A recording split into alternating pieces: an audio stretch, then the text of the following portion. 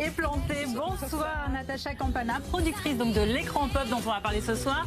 Bonsoir également Karine Camara, danseur et maître de cérémonie de l'écran pop. C'est vous qui allez un peu vous occuper de mettre l'ambiance avec tous les spectateurs qui vont assister à ce spectacle un peu atypique, en tout cas sous nos latitudes, parce que ça vient quand même du monde anglo-saxon. C'est très courant là-bas, un peu moins chez nous.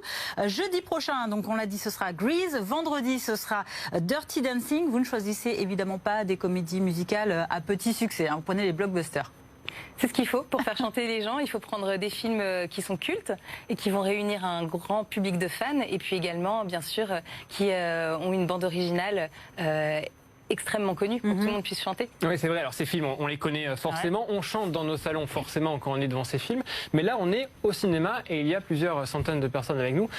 Dans la salle, ça change quoi finalement? Il y a un esprit de groupe, un esprit collectif? Je pense que les gens se permettent là pour une fois ce qu'ils se permettent pas en temps normal. En général, on va au cinéma, on reste bien assis et on rigole un peu comme ça. Là, pour une fois, ils peuvent participer. Et je pense que ça, c'est très agréable. Alors, c'est un esprit de communion comme ça avec tous ces participants. Cet écran pop, c'est une première en France, hein, vraiment. Tout à fait, ça n'existait pas en France. Moi, je suis fan de comédie musicale. J'ai découvert ça à Londres, en Angleterre, et j'ai vraiment eu envie d'importer ce concept, de le repenser. Aujourd'hui, on le fait encore plus gros que ce que j'ai connu en Angleterre. En fait, on est dans la plus grande salle de cinéma du monde. Rien que ça. C'est pas rien. Donc, on attend plus de 2000 personnes qui vont se réunir pour chanter sur les tubes de Dirty Dancing la semaine prochaine. Parce que le public vient, vous avez l'air, vous allez adorer, ça va être super. J'avais pas eu le nombre. C'est vrai, 2 millions. Alors, vous avez peur? Ça va. Vous êtes un peu le monsieur loyal de la soirée, vous êtes le maître de cérémonie. Exactement. Comment on se prépare justement? Parce que ce public-là, il a l'air déchaîné. En tout cas, sur les dernières éditions, c'était absolument dingue. Certains sont venus même déguisés. Comment on chauffe finalement un public qui est venu voir finalement une séance de cinéma un peu particulière? Eh bien, c'est une excellente question. Très bien. Et, à laquelle je répondrai le 18. Mais je pense que pour participer même à la base à l'audition, il faut avoir envie de faire ça. Il faut avoir envie de communier avec les gens, d'être là et de voilà. Moi, c'est mon métier, donc je le fais avec plaisir. Je pense qu'il faut les tenir. Je pense qu'il faut rien lâcher. Je pense qu'il faut s'amuser aussi. Ouais. Je pense qu'il faut pas le voir comme un spectacle. Je pense qu'il faut lâcher prise et être comme eux en fait. Il faut être dans le même état qu'eux, je pense. On est tous fans et on se réunit tous entre nous pour faire la fête autour des œuvres qu'on aime en fait. Alors le tout premier spectacle des écrans pop, c'était en 2017, en septembre, avec Mamma Mia. Ça avait déjà commencé très fort, un gros succès également au cinéma. Est-ce que depuis ça a évolué encore plus? Est-ce que les gens viennent de plus en plus nombreux? Est-ce qu'il y a de plus en plus de séances? Il y a de plus en plus de séances, évidemment. Il y a de plus en plus de films aussi. Ça, c'était l'enjeu qu'on devait réussir, c'est de gagner de plus en plus de films sous ce format karaoké. Donc ces films n'existent pas forcément en fait sous ce format-là. Donc il faut les acquérir. Et puis évidemment, voilà, développer les séances et puis les villes aussi. C'est pas réservé qu'à Paris. Par exemple, on sera à Lyon le 21 novembre avec Karim, mais aussi en décembre avec un autre film. Et voilà, l'objectif c'est de se développer en France parce que c'est un concept qui est populaire et qui doit pouvoir être accueilli partout, à mon sens. Un concept populaire, justement. Quels sont les retours des spectateurs? Parce qu'on l'a dit, c'était anglo-saxon à la base, c'est arrivé en France il y a quelques mois, quelques années, et ça remporte un franc succès. Est-ce qu'il y avait une véritable attente, ou c'est vous qui avez créé finalement cette attente de cette séance de cinéma très particulière, un cinéma karaoké finalement? Très sincèrement, je ne sais pas s'il y avait de l'attente, mais je pense qu'en fait, en tout cas, ça touche à un point sensible, c'est celui de chanter et de se réunir dans une ambiance qui est festive, participative, et je crois que les gens ont besoin de ça, de lâcher prise. Après, voilà, moi j'avais juste envie de le faire, et puis je me suis pas posé beaucoup plus de questions que ça. Je pensais que ça allait marcher, et ça marche. Et ça fonctionne. Et ça marche bien. Déjà pas mal. Alors là, en plus, ce qu'il y a de spécifique, c'est qu'on commence pas directement comme ça dans le vif du sujet avec le film en karaoké. C'est qu'il y a une petite préchauffe. Avant ça, il y a un petit spectacle déjà, un quiz, un concours de danse. Qu'est-ce qui est prévu là prochainement pour Grease par exemple ou pour Dirty Dancing? Une présentation, voilà, des accessoires. Ils ont un sac avec pas mal de choses dedans pour pouvoir participer, danser, etc.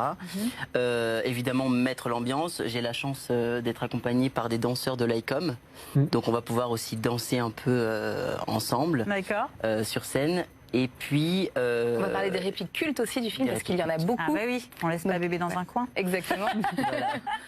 Quiz, danse, cadeau, concours de danse, ouais, c'est ça. L'objectif, c'est vraiment de plonger dans l'univers du film et au moment où le film arrive, d'être prêt pour vivre ce moment pleinement. Bon, alors ça ne se passe pas qu'à Paris, vous l'avez dit, ça se passe également à Lyon, ça tombe bien. On a BFM Lyon qui vient d'ouvrir, on transmettra votre numéro de téléphone à nos confrères.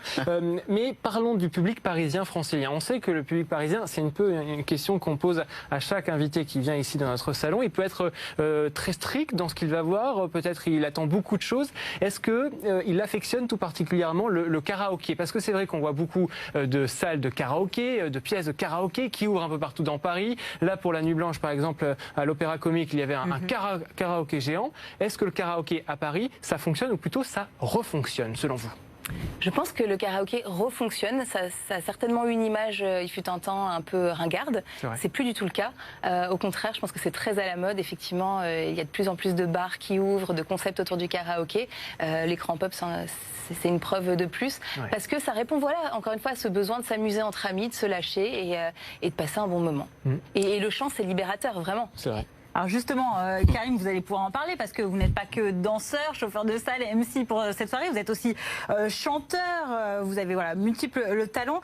Vous allez être vous avez été à l'affiche de plusieurs comédies musicales justement. Qu'est-ce que ça change un peu cette pratique-là du ciné karaoké, de l'écran pop, de ce que vous connaissez par ailleurs? C'est que là, il n'y a pas de personnage. On te prend vraiment pour ce que tu es. Donc c'est assez agréable. Et dès l'audition, j'ai senti que je touchais un truc qui pouvait vraiment me plaire, c'est-à-dire que là, tu arrives et tu fais ce que tu veux. On se lâche, il y a plus de lâcher c'est prise. totalement ça. Il y a vraiment un texte, mais à l'intérieur, ce qui est très agréable, c'est qu'ils sont ouverts à toute proposition. Donc, tu peux improviser, tu peux parler aux gens, tu peux t'amuser. Donc c'est un autre exercice qui peut être aussi qui est plus stimulant, qui peut faire peur aussi, mais c'est un challenge qui en tout cas est super intéressant. Vous chantez bien, on imagine? Oui, j'espère. Vous sentez le truc arriver? Vous sentez le truc arriver non, derrière? mais c'est pour ça j'ai. Oui, bon, si, oui, vous sentez bien. On allait vérifier évidemment. C'est que j'ai fait la nuit blanche en fait et que j'ai chanté toute la nuit. Oui, bien sûr. Mais nous aussi, on a fait la nuit blanche. On a un petit extrait que vous nous avez envoyé, qui sera d'ailleurs à l'affiche la semaine prochaine. Et on aimerait bien vous entendre finalement. Et nous aussi, on a des petits micros en plus. Allez, on va tester. Bon, voilà. On compte sur vous pour le coup, parce que nous, enfin moi, c'est catastrophique. On le met sur l'écran.